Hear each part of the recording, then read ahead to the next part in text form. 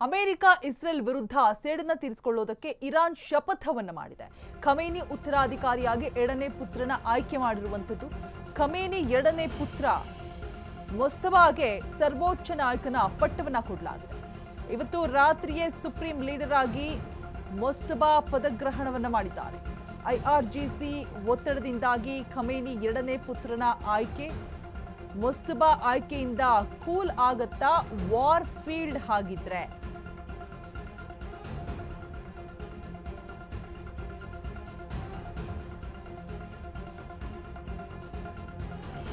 Khamenei ಎರಡನೇ ಪುತ್ರ ಮುಸ್ತಫಾಗೆ ಸರ್ವೋಚ್ಚ ನಾಯಕನ ಪಟ್ಟವನ್ನ ಕೊಟ್ಟಿರುವಂಥದ್ದು. ಐಆರ್ಜಿಸಿ ಒತ್ತಡದಿಂದಾಗಿ ಖಮೇನಿ ಎರಡನ ಪುತ್ರನಿಗೆ ಒಲ್ದಿದೆ ಪಟ್ಟ.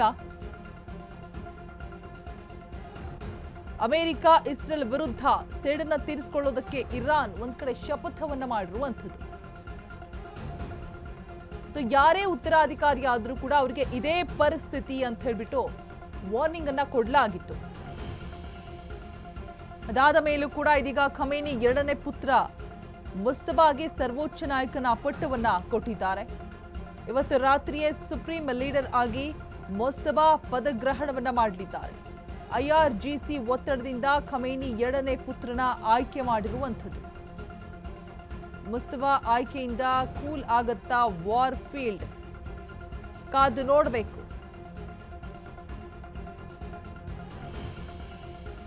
ಮುಸ್ತಫಾ ಖಮೇನಿಯ ಎರಡನೇ ಪುತ್ರ ಇದೀಗ ಉತ್ತರಾಧಿಕಾರಿಯಾಗಿ ನೇಮಕಗೊಳ್ಳಲಾಗತ್ತೆ ಅನ್ನುವಂತಹ ಮಾಹಿತಿ. ಐಆರ್ಜಿಸಿ ಒತ್ತಡದಿಂದ ಖಮೇನಿ ಎರಡನೇ ಪುತ್ರನ ಆಯ್ಕೆ ಮಾಡಲಾಗಿದೆ ಅಂತ ಕೂಡ ಹೇಳಲಾಗ್ತಾ ಇದೆ. ಸೊ ಒಂದಷ್ಟು ಬಿಕ್ಕಟ್ಟಿನ ವಾತಾವರಣ, ಏನು ಮಾಡಬೇಕು ತೋಚೋದಿಲ್ಲ. ಸಡನ್ ಆಗಿ ಸರ್ವೋಚ್ಚ ನಾಯಕನನ್ನ ಕಳೆದುಕೊಂಡಂತಹ ಸಂದರ್ಭದಲ್ಲಿ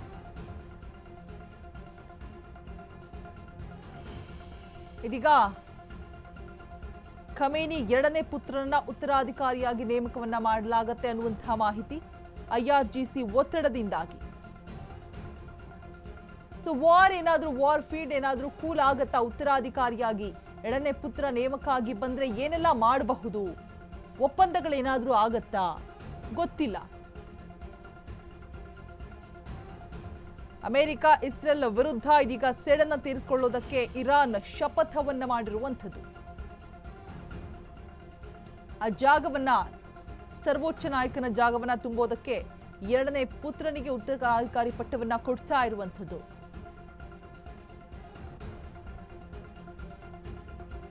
ಸೊ ಯಾರು ಈ ಮುಸ್ತಫಾ ಖಮೇನಿ? ಸೆಪ್ಟೆಂಬರ್ 8, 1969ರಲ್ಲಿ ಜನನವಾಗಿರ್ತಾರೆ. ಹತ್ಯೆಗೊಳಗಾದ ಖಮೇನಿಯ ಎರಡನೇ ಪುತ್ರ ಇವರು. ಅಪರೂಪಕ್ಕೆ ಸಾರ್ವಜನಿಕವಾಗಿ ಕಾಣಿಸಿಕೊಳ್ಳುವಂತಹ ಮುಸ್ತಫಾ 2009ರಲ್ಲಿ ಮೊದಲ ಬಾರಿ ಕಾಣಿಸಿಕೊಂಡಿರ್ತಾರೆ. ಮುಸ್ತಫಾ ಪೂರ್ಣ ಹೆಸರು ಮುಜ್ತಬಾ ಹುಸೈನಿ ಖಮೇನಿ. ಸೆಪ್ಟೆಂಬರ್ 8, 1969ರಲ್ಲಿ ಜನನ. ಹತ್ಯೆಯಾದ ಖಮೇನಿಯ ಎರಡನೇ ಪುತ್ರ ಇದೀಗ ಉತ್ತರಾಧಿಕಾರಿಯಾಗಿ ನೇಮಕಗೊಳ್ತಾರೆ. ಪ್ಲಾನಿಂಗ್ ಅನ್ನ ಮಾಡಲಾಗಿದೆ ಐಆರ್ಜಿಸಿ ಒತ್ತಡದ ಮೇರೆಗೆ ಅನ್ನುವಂತಹ ಮಾಹಿತಿ ಕೂಡ ಇರುವಂಥದ್ದು.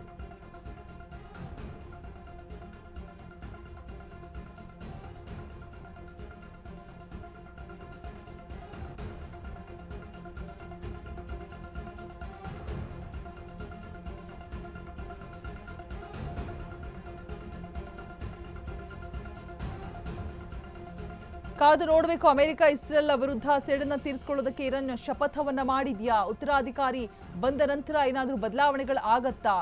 ಯುದ್ಧ ತಣ್ಣಗಾಗತ್ತಾ? ಯಾವೆಲ್ಲ ಒಪ್ಪಂದಗಳನ್ನ ಏನಾದ್ರೂ ಮಾಡ್ಕೊಳ್ಳಲಾಗತ್ತಾ? 47 ವರ್ಷದಿಂದ ಸಂಚನ್ನ ರೂಪಿಸಿ ಆಗಿಂದನೂ ಕೂಡ ಕಣ್ಣಿಟ್ಟು ಇದೀಗ 15 ನಿಮಿಷದಲ್ಲಿ ಅವರ ಸ್ಥಳಾಂತರಕ್ಕೂ ಕೂಡ ಅವಕಾಶವನ್ನ ಕೊಡದೆ ಜಾಗ ಪತ್ತೆಯಾದಂತಹ 15 ನಿಮಿಷದಲ್ಲಿ ಒಳೀಸ್ ಮಾಡಿರುವಂಥದ್ದು ಖಮೇನಿಯನ್ನ. ಸೊ ಇದೀಗ ಮತ್ತೆ ಯಾರೇ ಆ ಸ್ಥಾನಕ್ಕೆ ಬಂದರೂ ಕೂಡ ಅವರಿಗೆ ಇದೇ ಪರಿಸ್ಥಿತಿ ಅಂತ ಹೇಳ್ಬಿಟ್ಟು ಎಚ್ಚರಿಕೆಯನ್ನು ಕೊಟ್ಟಿದೆ ಅಮೆರಿಕ. ಬಟ್ ಆದರೂ ಕೂಡ ಅಲ್ಲಿನ ಬಿಕ್ಕಟ್ಟಿನ ಪರಿಸ್ಥಿತಿಯನ್ನ ತಿಳಿಗೊಳಿಸುವಂತಹ ಒಂದು ನಿಟ್ಟಿನಲ್ಲಿ ಇದೀಗ ಖಮೇನಿ ಎರಡನೇ ಪುತ್ರನನ್ನ ಉತ್ತರಾಧಿಕಾರಿಯಾಗಿ ನೇಮಕಗೊಳ್ಳೋದಕ್ಕೆ ಸಿದ್ಧತೆ ಮಾಡಿಕೊಳ್ಳಲಾಗ್ತಾ ಇದೆ.